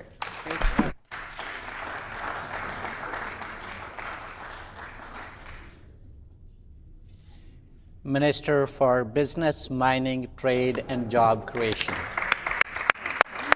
Thank you, Honourable Speaker. Honourable Deputy Speaker, it's a pleasure to rise in this chamber. Always a pleasure to get a chance to put some words on the record. You were always fortunate as representatives of our constituencies to put some words on the record, so very happy to be speaking to this resolution today. I want to just acknowledge my colleague who just spoke, the member for Tuxedo. You know, the lights flickered near the end of her comments. Now, in sporting terms, in basketball, we would call that shooting the lights out. Her comments were so good. She dunked all over the opposition in their resolution today in her comments and succinctly wrapping up why it's not the best approach for Manitobans when it comes to affordability and housing affordability for Manitobans. And I want to touch on that in my remarks. You know, I appreciate the sentiment with which the member opposite brings forward this resolution today, but you know, timing is a lot of it. A lot of life happens because of timing. Now, we look at this resolution being brought forward today at a time when we're in the midst of debating BITSA, the bill put forward to implement our budget as government to bring real affordability for Manitobans. Now, the member says that this initiative that she's proposing in this resolution would bring forward affordability, but I say to her, if she wants to deliver on real affordability today, literally today, she could work with her colleagues and pass BITSA and ensure that Manitobans can have real affordability through the process of removing their tax off of groceries. That's what we've put forward to Manitobans, a real opportunity to deliver affordability for them where they need it most, at the grocery store, every time they go to buy some food. And we know families are busy. They're balancing out paying for things like their mortgage, and that would be impacted by home ownership. We know they're impacted by paying for affordability on rent. We know that they're also impacted by affordability at the grocery store. And so for us, we want to impact them help them out in all of those ways. And that's exactly what we're proposing in our budget that is implemented through BITSA, which we're trying to pass through and is only being blocked by members opposite. We, in that bill, bring forward affordability for homeowners with a homeowner's affordability tax credit that's going to rise up to $1,700. We're going to bring forward affordability for renters, which is going to increase the renter's tax credit higher after it's been cut and slashed by the former failed PC government. And we're going to do it in a way that meets renters where they're at by sending them out quarterly checks to ensure that they get the money, support their rent when they need it. And on top of that, we want to deliver affordability at the grocery store. Now, after years of skyrocketing inflation that we saw reach 8% under the former failed government, leaders of Brian Pallister and Heather Stephenson were okay with inflation reaching 8%. That's not what we want to have for Manitobans. We want to deliver them real affordability. And so you look at our track record. When we got into government, what did we do to tackle affordability? We cut the gas tax. It was a campaign commitment and something we delivered on immediately. The result of that reduction of cutting the gas tax was that we had the lowest fuel costs in the country for that year. The impact of that is that it dragged down not only Manitoba's inflation to being one of the lowest, if not the lowest, in the entire country, it also had the impact of dragging down the national average of inflation throughout that same period. And the impact of that is that the Bank of Canada was able to assess that because of the lower inflation levels, we could therefore decrease interest rates. And what impact did that have? It actually made home ownership more affordable because people didn't have to pay as high for renewing their mortgage when it came to the interest rate levels. So you see how our provincial policy had such a great impact, not only on affordability for goods that were being transported through grocery stores, people's affordability, whether they're driving on the highway to get to work or to school or to visit a loved one, had an impact also on making their residents, through the impact of lowering interest rates, more affordable. That impacted Manitobans and all Canadians, and that's because of the good work of our government. Additionally, when it comes to affordability, Honourable Deputy Speaker, we haven't stopped there. The gas tax led to a series of other affordability measures that we've taken that have impacted people who rent and people who own. And I think that's one of the other errors of this resolution, that it only would impact people who are trying to own a home. There are thousands of Manitobans who one day would love to own a home, but are not in the financial position to do so. And it's us on government to ensure that we provide real affordability measures for them as well. We can't pick and choose who we want to support. We got to support all Manitobans. That's part of our government's policy of building together one Manitoba. What we see in this resolution is the members opposite clear preference toward only home ownership, only supporting people who can afford a home, and leaving to the side people who rent or people who have other housing situations. Now, we want to include those people too.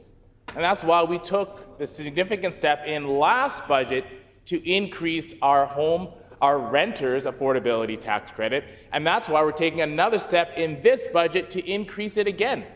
Because not only does our budget take home ownership affordability seriously, we take renters' affordability seriously as well. That's a government that looks out for not just one set of Manitobans, but all Manitobans. That's why on top of it, I'm happy to work alongside ministers and colleagues from every part of the province to deliver on affordability, whether that's the Minister of Families or the Minister of Housing, who are passionately delivering on affordability and real housing for people who we are trying to uplift in their lives, including more supports for folks on EIA, folks who are getting housing through Manitoba Housing, rent assist. We are improving all of those systems for the entire journey of people on the housing spectrum. And that is led by many of our amazing colleagues in our cabinet. And so you clearly see the picture that I'm painting, Honourable Deputy Speaker, that I hope all Manitobans can understand that we take affordability seriously. Not only do we take it seriously, but we're delivering on it. We're delivering on affordability for people who are just trying to get a roof over their head. We're delivering on affordability for people who rent, for people who own homes as well. As you've seen, we started homeowners affordability tax credit at $1,500, which made sure that more Manitobans were better off under our plan. We then increased it to $1,600, ensuring that even more Manitobans were able to benefit from our homeowners affordability tax credit. And this year, in this year's budget, the budget that we are attempting to implement this very day, later this afternoon, would see the benefit for homeowners increase to $1,700. That's a real opportunity for all members of the chamber to deliver affordability for the homeowners in Manitoba. And what is our position? Our position as government is to move full ahead and actually deliver on affordability for Manitobans. What does the opposition say to that? They say no way. They don't want affordability for homeowners. Regardless of what they put forward in this sort of resolution today, they obviously don't really care about affordability for homeowners. Otherwise, they'd be passing our implementation of our budget today. If they cared about affordability for renters, they would pass our budget implementation today. If they cared about affordability for anyone who buys food at grocery stores, they would pass our budget today. Now, does member opposite who brought forward this resolution have to have anything to say to that? I don't think so, because I think this is all well wishes and well intentions aside. I don't think member opposite was serious when she brought forward this resolution today. I think that if she was really serious, she'd be passing our budget today.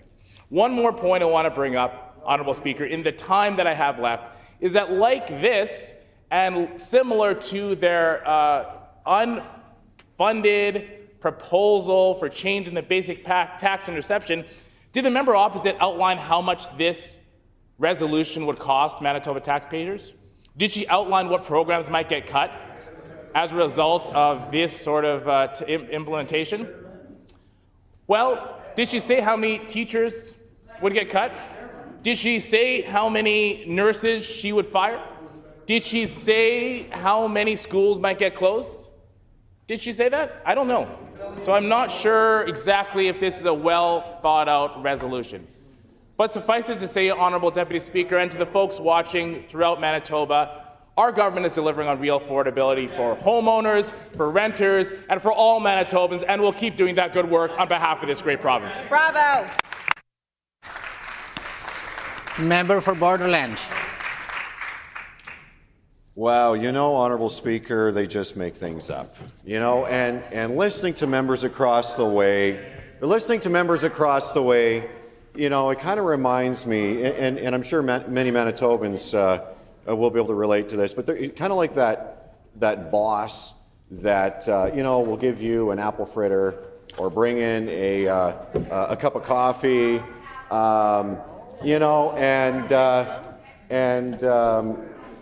when really you're like, okay, I appreciate this, I appreciate these things, but I'd like a raise. You know, it's about the money. I'd like a little more money, and you know, or maybe it's a time, you know, some time off, and well, you know, the boss will hem and haw and can't quite give you the raise or can't give you that time off, but here's a cup of coffee.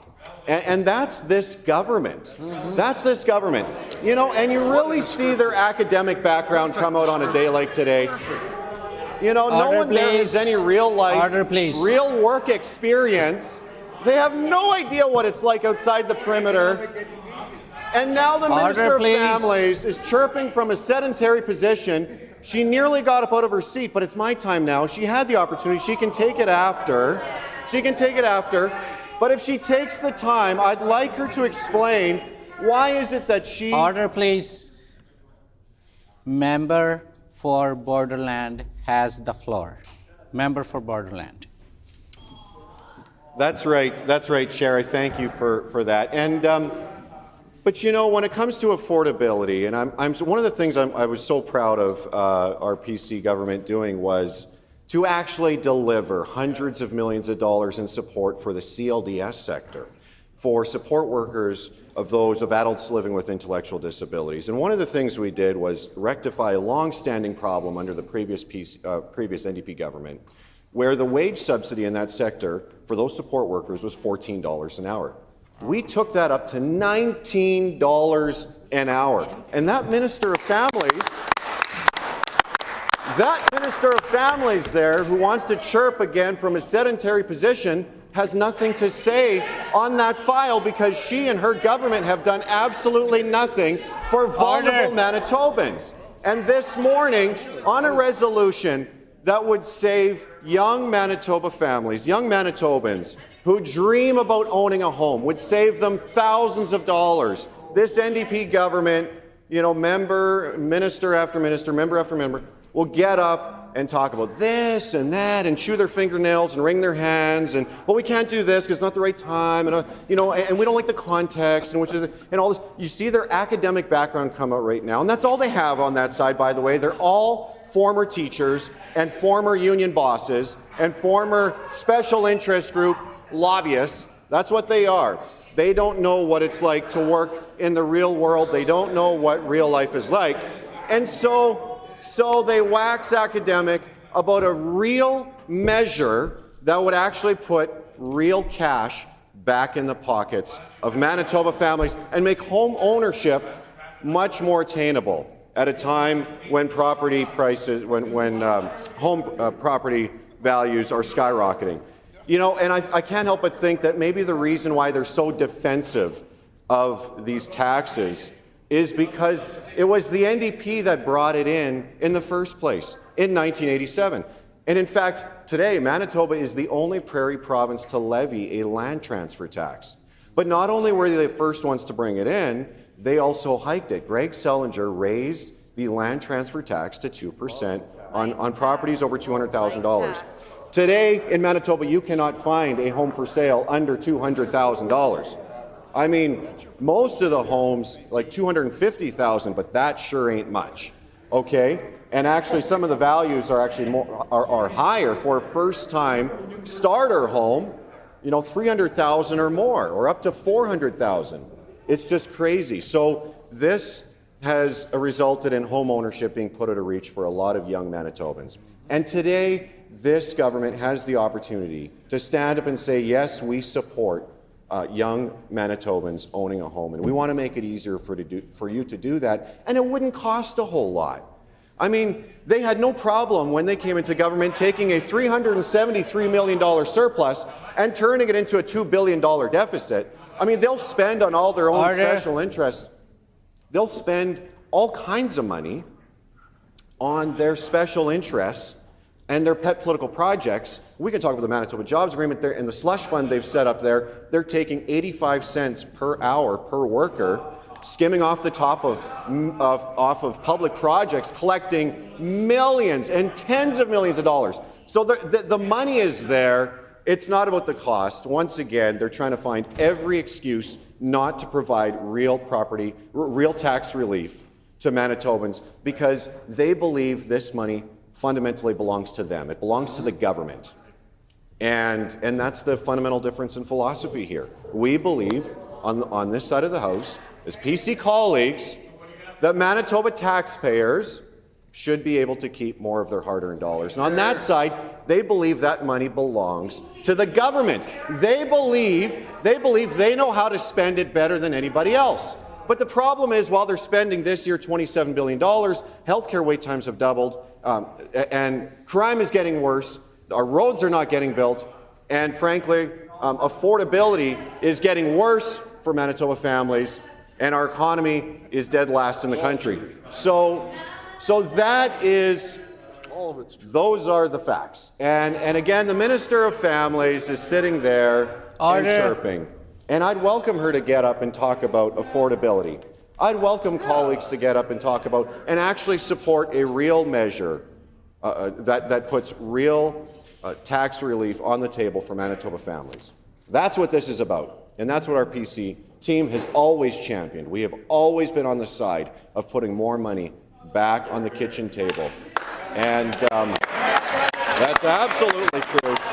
That's absolutely true. But I have to say, as someone who comes from a working class background, frankly, it makes me sick to hear members across the way in their ivory towers talking about waxing academic again and going on and on, okay, about how that a measure like this, it's not the right time for it, or what would it cost Manitoba taxpayers? I mean, the irony of the minister asking what a measure like this would cost Manitoba taxpayers. It's their own money. Like, we're just letting them keep more of their own money. So, frankly, I am quite sick of hearing NDP ministers and members across the way, you know, talk about their failed record on affordability. And the reality is they do make things up every single day in this House. They absolutely make things up. They take credit for things they have no business taking credit for, and they shift the blame to everyone but themselves when they're the ones to blame. They really do. And frankly, the city of Winnipeg is sick of it when it comes to education property taxes. They actually put out a mailer explaining, hey, this isn't us. You got to talk to your NDP MLAs. When it comes to the education property tax hikes, because that's their record. That's the NDP record on affordability. But they take credit for things like the PC income tax cuts, which they had nothing to do with, and they came into effect 2 months after they took office, the NDP took office, and they take credit for them. They had nothing to do with that. So frankly, they make things up all the time. I would implore members across the way to be factual, to be relevant, and to speak in support and to actually not only speak in support, but to actually deliver real affordability for Manitoba families.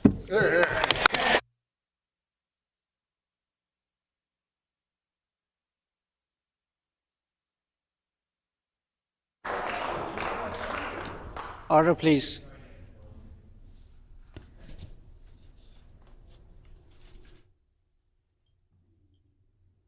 This is a beautiful, beautiful chamber, and you are all beautiful. I would request everybody to please behave beautifully as well. Please. Member for Seine River. Beautiful Seine River. Thank you, Honourable Assistant Deputy Speaker. I don't know about you, but I have a really, really sore neck. Any of my colleagues? Yeah. And I think I know why. A lot of us have sore necks right now. We have whiplash from this caucus on this side of the House who doesn't know what they want to do. 1 minute, spend more. 1 minute, cut taxes. 1 minute, oh my gosh, do this, do that. They have no identity, just like their politics. Their policy is out there. Manitobans voted very clearly in 2023 that they wanted a change. This opposition caucus has not changed one bit. Do not believe a word that's coming out of their mouths, Manitobans, because this is baloney. I can't believe how hard.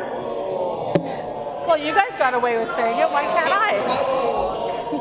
Let's keep going. Yeah. I love bologna, by the way. Yeah. However, I prefer it just on sandwiches or maybe fried. Salami. Yeah. This morning's all about food. I think we're all really hungry for lunch. Hangry. Yeah. Salami. Honourable Assistant Deputy Speaker, I have 3 children. My youngest son is currently saving to buy a home. So, you know, we're in that stage of our lives as parents where our kids have moved out, they're buying homes, they're saving. 2 of my kids have homes, my 3rd one is saving. You know, he works for CN. My daughter-in-law works for the Winnipeg Foundation. She goes to school full-time, evenings, weekends, to get a university degree to try and better herself. My grandson is going to be 6 this summer. They are a busy, busy working family. Do you know how thrilled they are at the aspect of not paying PST on chickens and salads and things at the grocery store? Yeah, that's what I'm talking about, chicken. They don't have time to go home every night and cook a full meal. But it's so important that my grandson still eats a healthy meal. It's so important that they have grab-and-go items. The fact that you don't have to pay PST on any grocery item in the store, who wouldn't want that? Exactly. Oh, right, the PC caucus. The people who pretend that they want tax cut after tax cut, they're blocking a tax cut. I don't get it. I'm completely confused. You know, this morning they also talked about, you guys got to, you know, stop talking about 7 or 8 years of us being in government. Do they realize how many times this morning they noted that it was a previous NDP government that brought in this land transfer tax to begin with? What are they talking about? Whiplash again. They are so confused that they don't even know how to stand up and debate the real merits of what they want to do. Because I don't think that when they get up to debate, they're thinking of Manitobans. They're thinking of their political futures. And I can tell you for a fact that if something was going on in my caucus where I couldn't feel proud to stand here every day as a mother, a grandmother, and someone who's a teacher, I would step aside and do the right thing and not stand up and support things that don't help Manitobans. I didn't take this job on to further myself. I took it on to help other people. And I think anybody who's in this room should be absolutely doing the same. They shouldn't be standing up and flaming people. They shouldn't be standing up making comments towards individuals that are derogatory or that are disrespectful. And it happens all the time. I sit on the PC caucus side because they don't have enough members. Because Manitobans, the majority, trusted us and elected us to do a job here. And the things that I have to listen to day after day on this side of the room would make Manitobans sick to their stomach. It is so seldom that I hear a caucus member on this side complain about a male colleague across the aisle. But I constantly hear them complain about the females in this room. Why? Because as soon as a woman stands up and stands up for herself and others, she's labeled angry. She's labeled, oh, she's a bully. And I hear it all the time. And it happened this morning. So shame on that member for standing up and inflaming a situation. Let's now continue to debate the land transfer tax. My question, I kind of have a question for folks, and I'd like an answer at some point. If we brought in this tax years ago, a previous NDP government, then you came into power for 7.5 years. Why didn't you get rid of it? Why didn't you do the right thing instead of standing up right now and pointing fingers at us, telling us how to govern? Because it doesn't make sense. Because government needs to find balance. Government needs to make decisions to keep the province moving forward. They need to think long-term. They need to be fiscally responsible. Government can't do everything for everyone, but our job is to try and find a way to do things so that the majority of Manitobans feel supported, so that they have a good life, so they can do all the things that they want to do. That's the simple fact. Our job in this place is to do our very best to represent folks. I've heard members stand up here for weeks talking about the property education taxes that are coming out right now. People are seeing their bills. Well, shame on every single person in this room who is complaining about funding for schools. Do you not have children or grandchildren that go to school that need supports? Absolutely you do. And you know what? I haven't got my tax bill yet. It just hasn't arrived. But my parents got theirs yesterday. And so I had a chance to visit them. I looked at their tax bill, and guess what? Guess what, Honourable Deputy Speaker? Their school portion is $1,900. Under the previous PC government and their scheme to give rebate checks to try and buy votes, you know what they would have received? Half that amount. Just under $1,000. Guess what they're getting with our government? $1,600. That's affordability. They can say table it. Here's what I would say. They should get out, knock on doors. I've hit over 2,000 doors in my constituency in the last month. And guess what I'm hearing from folks? You guys are on the right track. Oh, someone asked if there's an election coming. No, this is the work I do every year. I go through my entire constituency every single year so that I actually listen to the folks in Seine River. Imagine that. Isn't that crazy? I don't wait for an election. And guess what? Not one single person, over 2,000 people we've talked to, not one single person said, yeah, my education property taxes are too high. You know what they're saying? They're saying Premier's on the right track. You guys are doing great. Thank you for repairing healthcare. Yes, there's more work to do. They understand that. They know that we can't fix what they did in 2 years. 3 emergency rooms they closed, and now they stand here every day after day complaining that rooms are filled in hospitals, that the emergency rooms are overrun, that people are waiting. It's their fault. If people had made better choices who sat in these seats, they would have put Manitobans first. They would have made sure that people had the resources they needed to be healthy. We listen to members on this side complain about unions, the Manitoba Jobs Agreement. When this matter is again before the House, the member will have 2 minutes remaining, the hour being 12 p.m. This House is recessed and stands recessed until 1:30 p.m.